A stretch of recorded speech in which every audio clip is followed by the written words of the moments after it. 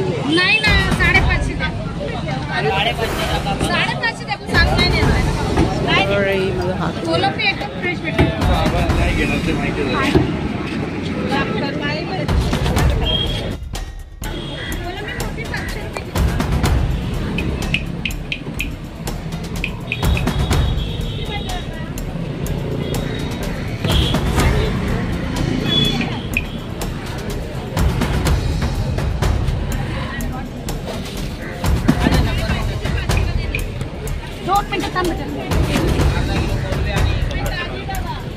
ताई मला पण अख्खाच ठेवा.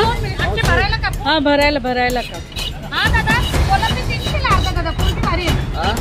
कोलंबी भारी आहे. आईला बघ पाठीमागे काय पाहिजे. 300 ला अर्धा. 300 ला अर्धा किलो दादा. कोलंबी एकदम भारी आहे.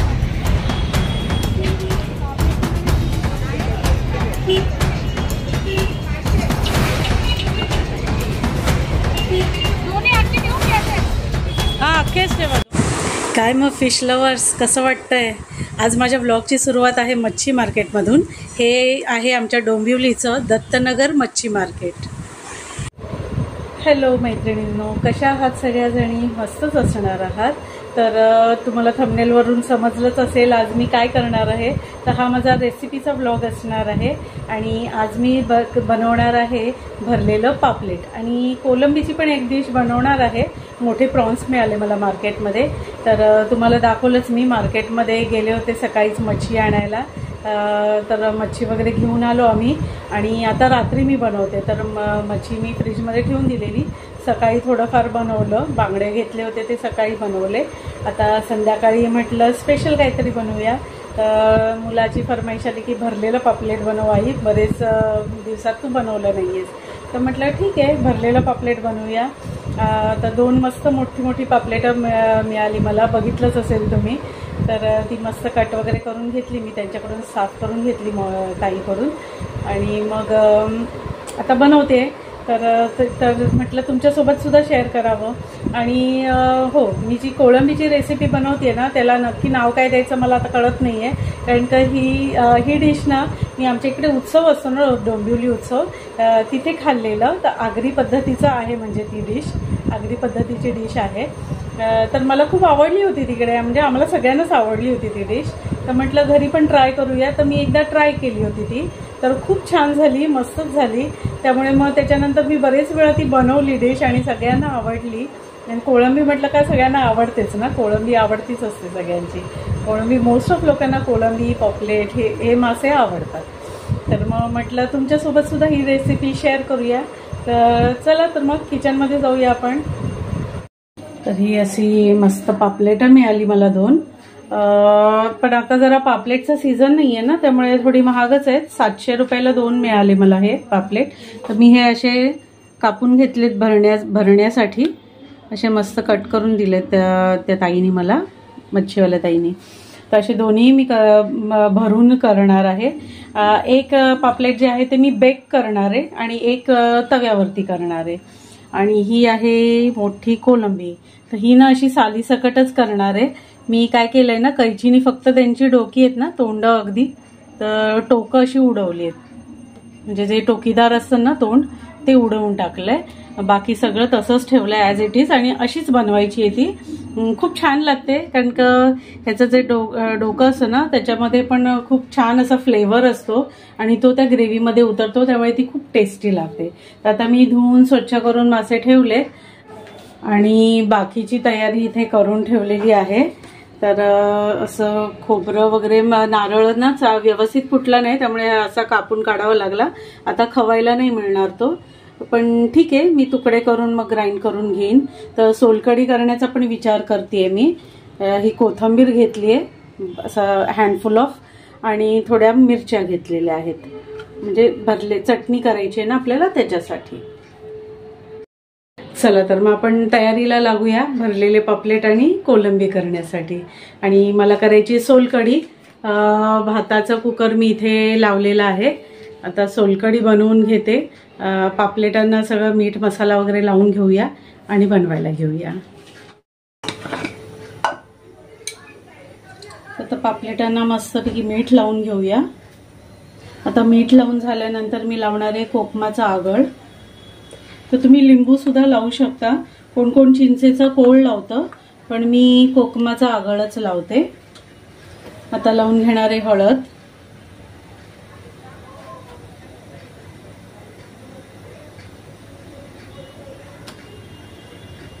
थोडी हळद कोळंबीला पण लावून घेते. आता हे सगळं पापलेटला चांगलं चोळून घेऊया.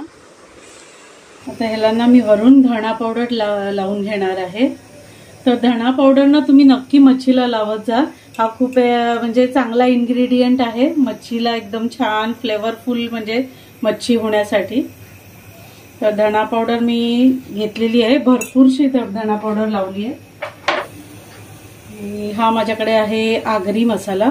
थोडासा आगरी मसाला पण टाकते मी ह्याच्यामध्ये, कारण का आपण चटणी सुद्धा भरणार आहोत ना. आता हे सगळं चांगलं आपण मसाले ना ह्याला चोळून घेऊया. तर आता हे मस्तपैकी मसाले चोळून झालेत. आता हे असं मॅरिनेट होत आपण ठेवून देऊया आणि साईड बाय साईड चटणी करायला घेऊया. तर आता पापलेटमध्ये भरण्यासाठी चटणी बनवून घेऊया आपण. तर त्यासाठी हे असे खोबऱ्याचे तुकडे वगैरे मी खोबऱ्याचे तुकडे करून घेते, म्हणजे मग आपल्याला ते ग्राइंड करता येतील मिक्सरला.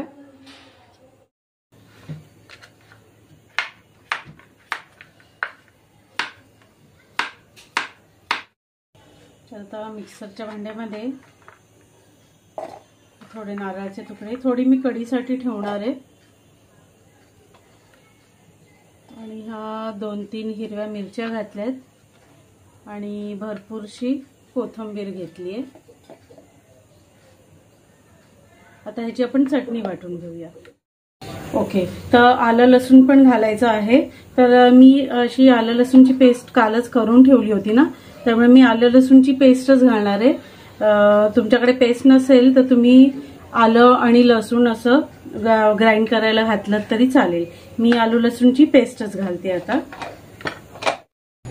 तर ही अशी छान चटणी वाटून झालेली आहे आपली मस्तपैकी पापलेटमध्ये भरण्यासाठी. तर ही चटणी करताना ना अगदी थोडं थोडं पाणी घालून वाटून घ्यायचं आहे. ती एकदम अशी फ्लोई पण होता कामा नये, आणि खूप जास्त फ्लोई झाली ना ती पापलेटमधून अशी बाहेर येईल अगदी अशी, आणि मग बरोबर नाही वाटणार ते.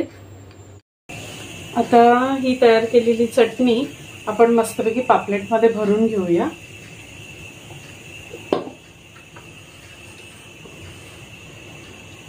असा पापलेट हा खोलून घ्यायचा आणि त्याच्यामध्ये ही चटणी भरून घ्यायची.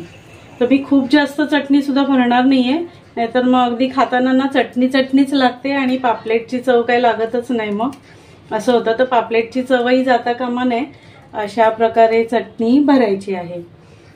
खूप जास्त भरलं तर मग असं चटणीचीच चव लागते आणि पापलेटची स्वतःची जी चव आहे ती लागत नाही. म्हणून मग ही अशी व्यवस्थित असं भरून घ्यायचंय. खूप जास्त पण अगदी ओव्हरफ्लो होणार नाही असं बघायचं. आणि थोडीशी चटणी आहे ना ती आपण पापलेटला वरून पण चोळून घेऊया. जास्त नाही, अगदी थोडी. तर सोलकढीसाठी सुद्धा नारळ मी ग्राइंड करून घेतलाय. नारळ, त्याच्यात अगदी एक छोटी मिरची किंवा मिरचीचा तुकडा, किंवा तुम्ही नाही घातलात तरी चालेल, स्किप केलात तरी चालेल. थोडंसं जिरं घातलंय आणि साखर वगैरे मी घालत नाही, गोड कडत नाही. काही लोकांना गोड कढी आवडते त्यामुळे गोड बनवतात. तर मी फक्त लसणाच्या 2 पाकळ्या घातल्यात आणि एक छोटासा मिरचीचा तुकडा घातलाय आणि अशा प्रकारे हे करून घेतलेलं आहे. आणि आता हे नारळाचं दूध मी एका मोठ्या चाळणीतून असं गाळून घेणार आहे. फिल्टरचंच पाणी वापरते याला, कारण कढी काय ना आपण ॲज इट इज पितो ना, त्यामुळे कढीसाठी मी फिल्टरचंच पाणी वापरते.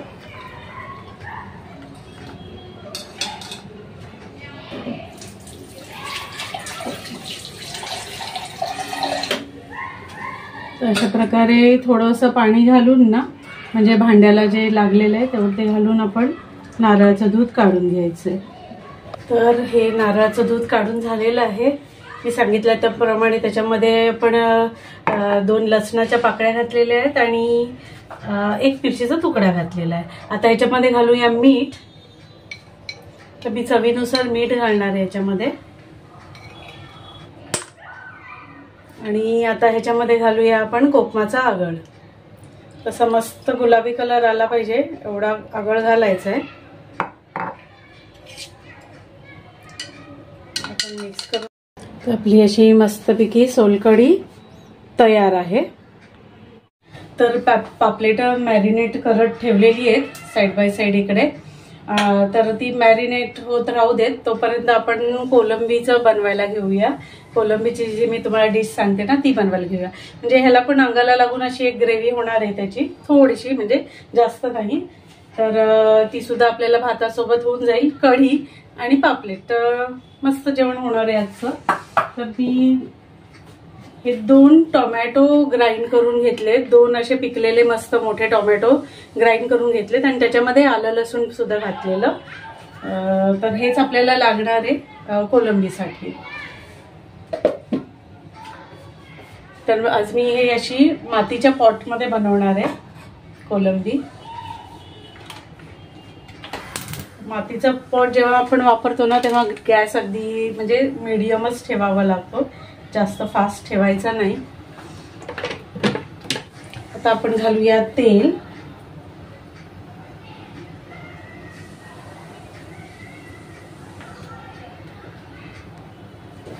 तेल मी अगदीच कमी वापरते, तुम्ही तुमच्या आवडीनुसार वापरू शकता.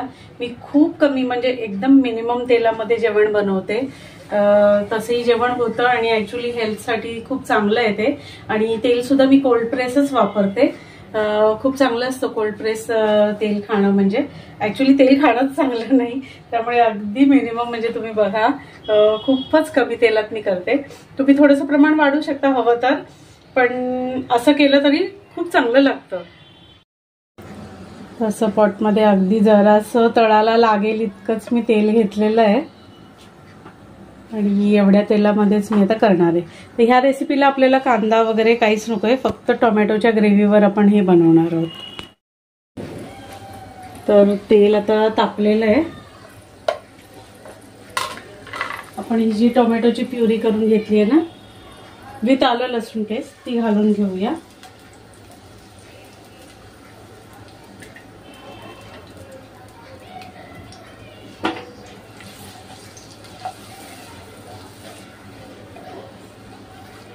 आणि आता हे चांगलं कुक होण्यासाठी आपण असं झाकण ठेवून शिजत ठेवूया, म्हणजे टोमॅटो चांगला कुक होईल ह्याच्यामध्ये.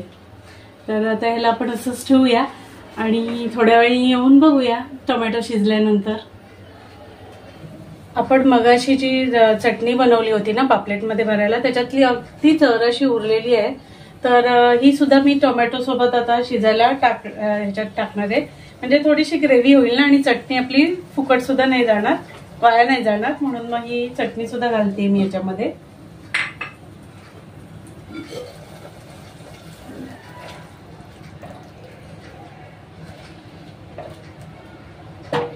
तर पुन्हा झाकण ठेवून हे चांगलं शिजत ठेवूया. तर भरलेलं पापलेट करण्यासाठी ना, म्हणजे मी ऍक्च्युली ते बेक करणार आहे, एक पापलेट बेक करणार आहे. तर जे पापलेट बेक करणार आहे ना त्याच्यासाठी मी असं केळीचं पान आणलंय, थोडंसं फाटलंय. ऍक्च्युली आमच्या बिल्डिंगच्या बागेतलं हे केळीचं झाड आहे ना त्याचा एक तुकडा थोडासा काढून आणला. म्हटलं आज भरलेलं पापलेट करायचंय तर मग त्याच्यासाठी आपण वापरून बघूया. तर एक पापलेट मी ह्याच्यामध्ये करणार आहे केळीच्या पानामध्ये आणि एक असंच तव्यावर फ्राय करेन अगदी कमी तेलात ते सुद्धा. आणि ह्याच्यावर जस्ट ऑइलनी स्प्रे करणार आणि बेक करणार.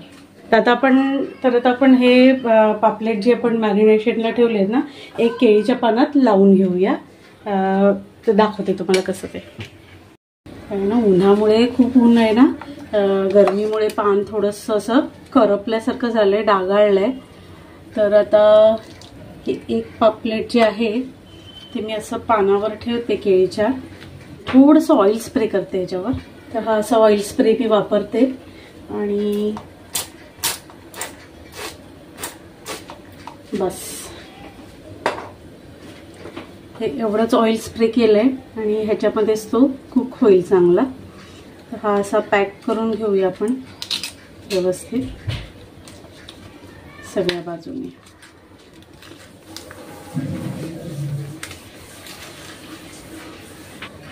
आपण थोड्या टूथपिक लावून घेऊया, म्हणजे मग हे पान आहे ना हलणार नाही आणि व्यवस्थित राहील याच्यामध्ये. अशा थोड्याशा टूथपिक लावून पान सेट करून घेतलंय मी. आता मी ह्याला ना माझ्या OTG मध्ये बेक करणार आहे.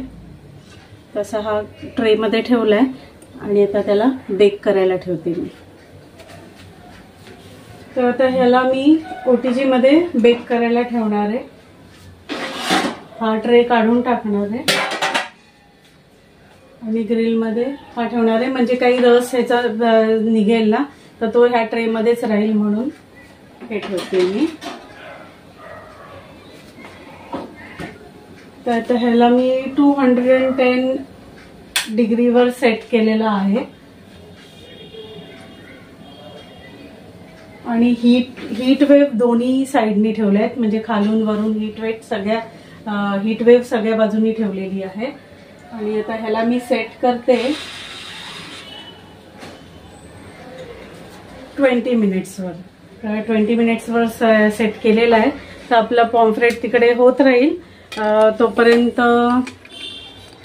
आपलं हे इकडे कुक झालं असेल टोमॅटो प्युरी. ही व्यवस्थित कुक झाली आहे. त्याच्यातलं पाणी सुद्धा आता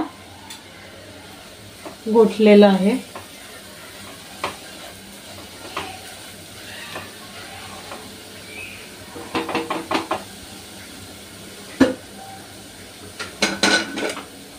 आता ह्याच्यामध्ये आपण मसाला घालूया.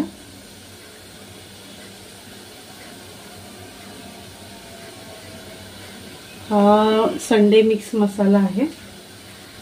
तुम्ही जसं तिखट खाता त्याप्रमाणे मसाला घाला. मीठ ऑलरेडी मी कोळंबीला लावलेलं आहे, त्यामुळे मी आत्ता तरी मीठ घालणार नाही. नंतर चव बघून मग मी मीठ घालीन. तर आता हा मसाला आपण चांगला ढवळून घेऊया. तर मातीचं भांडं आहे ना, म्हणून मी हा सिलिकॉनचा ब्रशच वापरते. स्पून वापरते सिलिकॉनचा. नंतर मग घेण्यासाठी लाकडी चमचा वगैरे वापरेन, म्हणजे सर्व करण्यासाठी. तर आता हे छान भाजला गेला आहे मसाला आपला. अजून थोडंसं पाणी लागेल. तर तुम्हाला जेवढी ग्रेव्ही हवी आहे ना, तसंही कोळंबीला नंतर पाणी सुटणार आहे, त्यामुळे खूप जास्त पाणी घालू नका. आणि तुम्हाला ज्या अंगाबरोबर पाहिजे तर तसं थोडं पाणी घाला. आणि जास्त ग्रेव्ही असेल तर थोडं जास्त पाणी घाला, पण खूप जास्त पाणी घालू नका, नाहीतर मग अगदीच पाणी होऊन जाईल.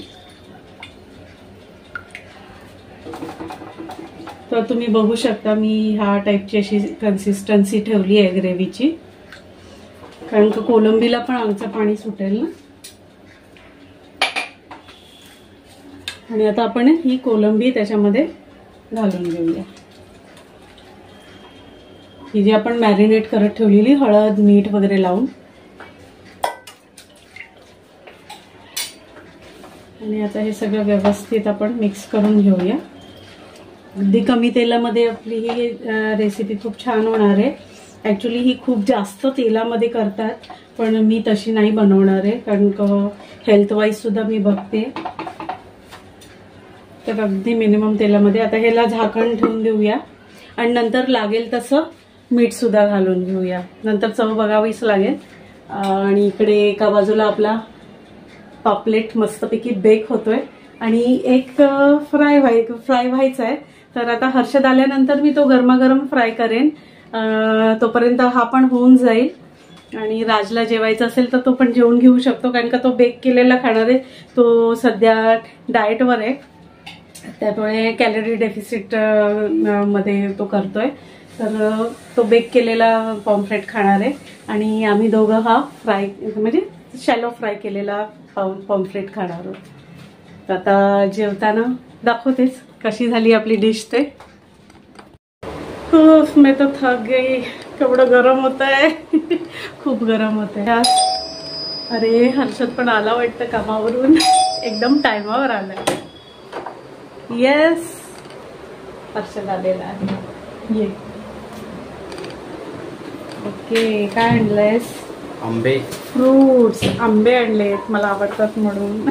आता जरा आंबटच येतात पण तरी ठीक आहे, आवडतात, गोड आहे, टेस्ट केले वाटते.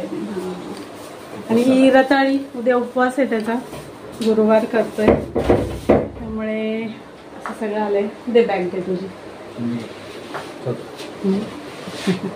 पाणी आणते. तर बघूया कोळंबीचं काय झालंय. ओहो, मस्त झालेली आहे. तर कोळंबीला काही जास्त टाइम नाही लागत. माझ्याकडे कोळंबीला कसं कुक व्हायला जास्त टाइम नाही लागत ना. तर ऑलमोस्ट आपली ही कोळंबी झालेली आहे. इकडे दाखव हर्ष, राज.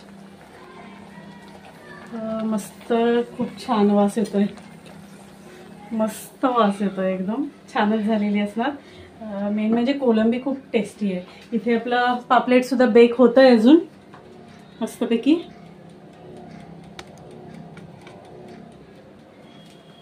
आणि आता हे फ्राय करून घेते. हर्षद पण कामावरून आलाय, तर आता हे पण फ्राय करून घेते आणि मग जेवायला बसू. तर आता मी त्याला पीठ कसं लावते ते तुम्हाला दाखवते एकदा फक्त, आणि मग जेवायला बसूया. तर आता हे मी पीठ घेतलेलं आहे, तांदळाचं पीठ आहे. त्यात थोडासा रवा पण घातलेला आहे, थोडंसं तिखट घातलंय, थोडंसं मीठ घातलंय, बस एवढंच.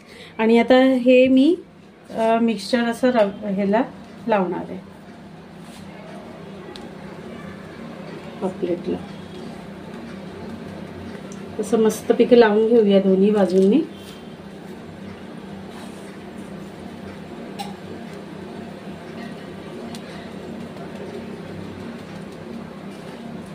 थोडासा रवा पण घातलाय ना, त्यामुळे छान टेक्स्चर येतं त्याला. आपलं जे बेक करायला ठेवलंय ना त्याला हे सगळं पीठ वगैरे लावलं नाही, कारण का ते व्यवस्थित बेक होण्यासाठी. आता हे आपल्याला कसं शॅलो फ्राय करायचं आहे ना, त्यामुळे तव्याला मसाला चिकटू नये म्हणून मग हे डस्टिंग करून घ्यायचं आणि मग मस्त कुरकुरीत होईल. हा पापलेट आपला छानपैकी कुरकुरीत होणार. तर आता हा कास्ट आयर्नचा तवा मी वापरते, खूप जुना तवा आहे हा. तर आता तेल मस्त तापलंय, पण ह्याच्यामध्ये पटकन पापलेट सोडून घेऊया.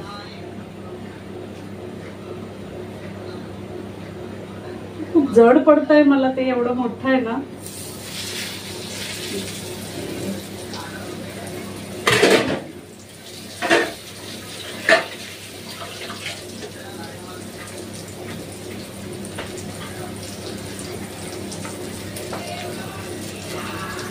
आता आपला पापलेट मस्तपैकी फ्राय होतोय, त्याला दोन्ही बाजूनी मस्तपैकी फ्राय करून घेऊया. जास्त हाय फ्लेम नाही ठेवायची, थोडंसं लो टू हाय अशी ठेवायची आहे.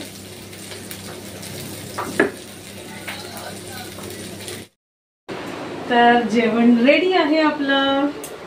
तर हे मी त्या दिवशी कप घेतला होता ना एक्झिबिशन मध्ये, तर त्या नारळाच्या करवंटीमध्येच मी असं मस्तपैकी सोलकढी ठेवलेली आहे. आणि हा मी तवामध्ये फ्राय केलेला तवा फिश फ्राय आहे, भरलेलं पापलेट म्हणजे. आणि हे आहे केळीच्या पानातलं अवनमध्ये बेक केलेलं पापलेट. तर तुम्ही बघू शकता हे असं जरा कुरकुरीत आहे आणि हे मस्त सॉफ्ट, कारण का विदाऊट ऑइल बेक केलेलं आहे हे. तर आता खायला मस्त मजा येणार आहे. तर आता मी जेवून घेतो. आणि ही आहे कोळंबी, मस्तपैकी छान अशी बनली आहे बघा. अशी थोडीशी अंगाबरोबर ग्रेव्ही आहे त्याला, आणि मस्त झालेली आहे आपली कोळंबी सुद्धा. ही बघा मोठी आहे, चांगली छान, जेवायला मज्जा येणार आहे. एकदम मोठी मोठी कोळंबी आहे, तर जेवायला मजा येणार आहे. सोलकढी, भात आणि फिश फ्राय. वाटलं माझा आजचा हा मेनू. तर तुम्ही सुद्धा घरी नक्कीच ट्राय करा, म्हणजे करतही असाल तुम्ही. माझे ब्लॉग म्हणजे काय अगदी खूप काही स्पेशल, मी काही शेफ वगैरे नाही आहे, पण मी असं मला चांगलं बनवायला आवडतं आणि मी असं ट्राय करत असते वेगळं असं, म्हणजे घालायला मला असं खूप आवडतं. तर कसं वाटलं माझा हा ब्लॉग? आवडला असेल तर नक्की लाईक, शेअर आणि सबस्क्राईब करा आणि बेल आयकन दाबायला विसरू नका. तर भेटूया माझ्या पुढच्या ब्लॉगमध्ये. तोपर्यंत bye bye and take care.